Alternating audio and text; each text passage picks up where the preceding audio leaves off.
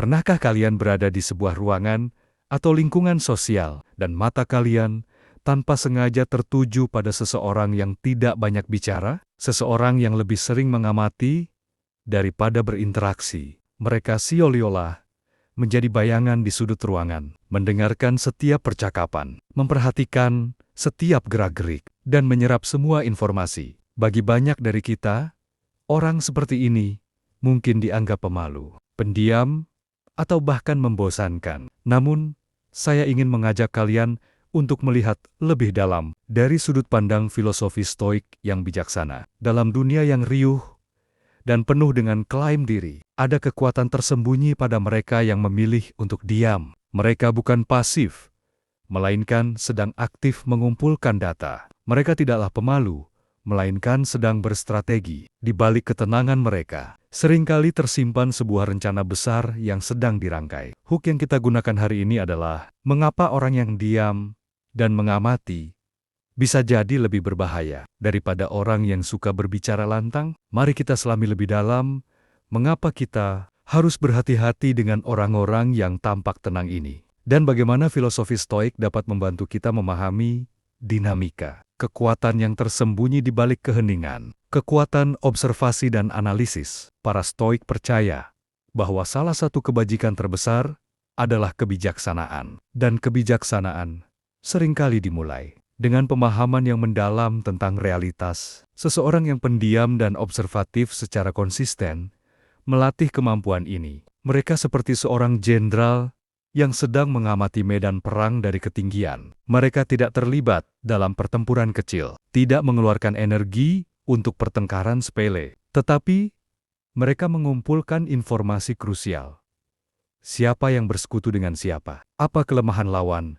Di mana letak sumber daya? Ketika seseorang banyak bicara, mereka cenderung mengungkapkan pikiran, emosi, dan bahkan kelemahan mereka sendiri. Mereka secara sukarela menyerahkan kendali atas narasi pribadi mereka. Sebaliknya, orang yang diam menjaga semua kartunya tetap tersembunyi. Mereka tidak memberikan informasi apapun yang bisa digunakan oleh orang lain untuk melawannya. Mereka mendengarkan bukan karena mereka tidak punya apa-apa untuk dikatakan, tetapi karena mereka sedang membangun gambaran yang lebih lengkap. Mereka menganalisis ucapan orang lain untuk menemukan celah, kontradiksi, atau petunjuk tentang niat sejati. Penguasaan diri ala Stoik. Prinsip inti dari Stoikisme adalah penguasaan diri self-control. Ini adalah kemampuan untuk mengendalikan emosi, reaksi, dan impuls kita. Orang yang diam dan mengamati secara alami menunjukkan penguasaan diri yang luar biasa. Mereka tidak tergoda untuk ikut campur dalam drama, tidak terpancing untuk bereaksi secara impulsif, dan tidak terburu-buru dalam mengambil keputusan. Mereka membiarkan emosi orang lain memudar, sementara emosi mereka sendiri tetap stabil.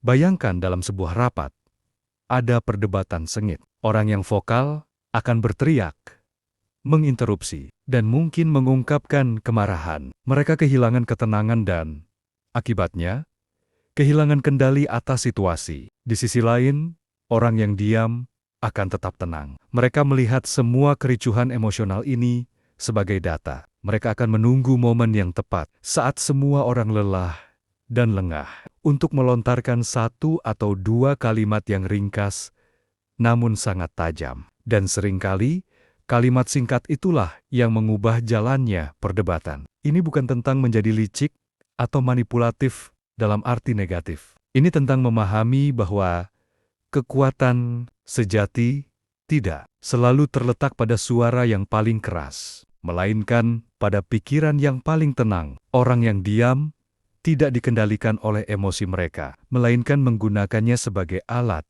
untuk memahami orang lain. Tujuan jangka panjang dan kesabaran. Orang-orang yang kita bicarakan ini seringkali memiliki tujuan jangka panjang yang sangat jelas. Mereka tidak tertarik pada kepuasan instan atau kemenangan kecil. Filosofi Stoik mengajarkan kita untuk fokus pada hal-hal yang berada dalam kendali kita dan menerima hal-hal yang tidak. Bagi orang-orang ini, berinteraksi secara dangkal dan turgesejesa bukanlah hal yang produktif. Fokus mereka adalah pada tujuan akhir. Mereka sabar. Mereka memahami bahwa hal-hal besar membutuhkan waktu. Seperti seorang petani yang menanam benih, mereka tahu bahwa mereka harus mempersiapkan tanah, menanam dengan hati-hati, dan menunggu dengan sabar. Mereka tidak akan menggali benih setiap hari untuk melihat apakah sudah tumbuh. Mereka percaya pada prosesnya. Pikiran yang sabar adalah pikiran yang kuat. Mereka tidak terburu-buru untuk mendapatkan pujian, tidak terburu-buru untuk menunjukkan keberadaan mereka. Mereka tahu bahwa hasil dari kerja keras mereka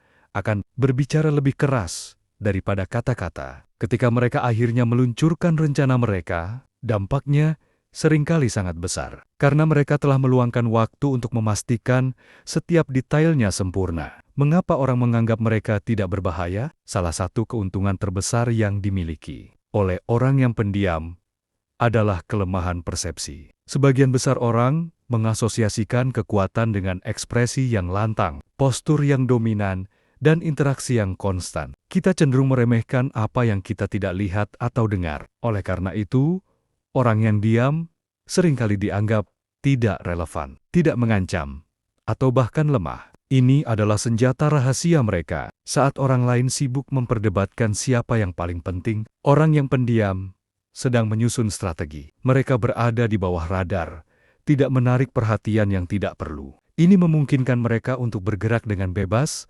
mengamati tanpa hambatan, dan mengumpulkan informasi tanpa ada yang menyadari. Para Stoik mengajarkan kita untuk tidak terlalu peduli dengan opini orang lain tentang kita. Fokuslah pada kebajikan dan tindakan kita sendiri. Orang yang diam secara alami mempraktikkan ini. Mereka tidak membutuhkan validasi dari orang lain. Melalui percakapan yang tidak berarti, validasi mereka datang dari kemajuan dan keberhasilan dari rencana yang mereka susun secara diam-diam. Bagaimana cara mengidentifikasi mereka? Jadi, bagaimana kita bisa melihat orang-orang ini? Tidak semua orang pendiam adalah perancang strategi besar. Beberapa memang hanya pemalu atau introvert. Namun, ada beberapa petunjuk yang bisa kita perhatikan. Pertama, perhatikan mata mereka. Mata adalah jendela jiwa. Orang yang diam dan mengamati seringkali memiliki mata yang sangat tajam dan fokus. Mereka tidak melamun. Mereka sedang memindai dan menganalisis. Kedua, perhatikan bahasa tubuh mereka. Meskipun mereka tidak berbicara,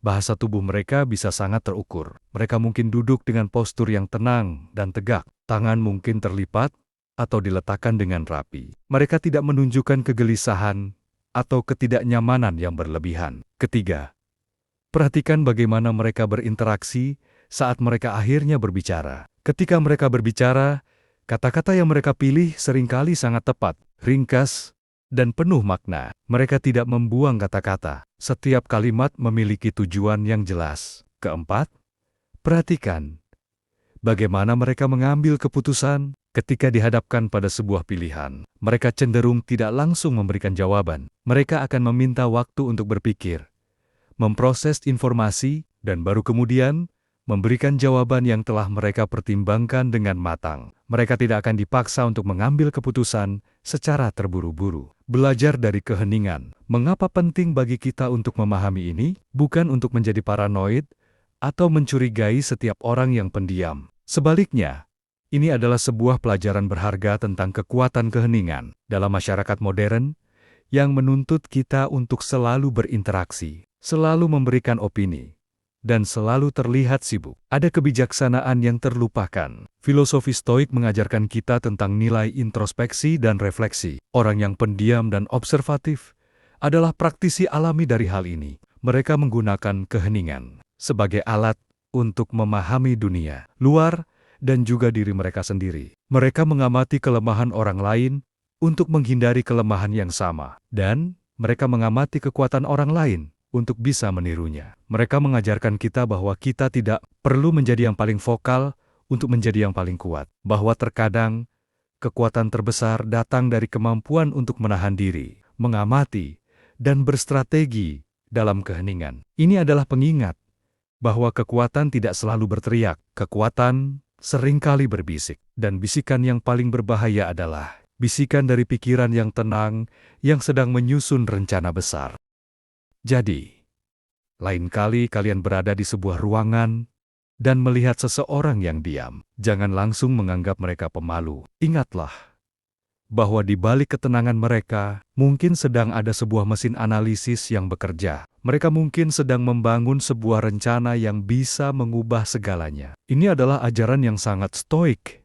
Kendalikan apa yang bisa kita kendalikan, yaitu reaksi dan tindakan kita sendiri. Dan pelajari apa yang tidak bisa kita kendalikan, yaitu dunia di sekitar kita dan orang-orang di dalamnya. Dengan mengamati, kita mendapatkan pengetahuan, dan dengan pengetahuan, kita mendapatkan kekuatan. Ingatlah, teman-teman, di balik setiap kata yang tidak terucap, mungkin ada sebuah strategi yang sedang disusun. Dan di balik setiap keheningan, mungkin ada sebuah rencana besar yang sedang menunggu waktunya untuk diluncurkan. Jadi, apa pendapat kalian tentang hal ini? Pernahkah kalian bertemu dengan orang seperti ini? Ceritakan pengalaman kalian di kolom komentar di bawah.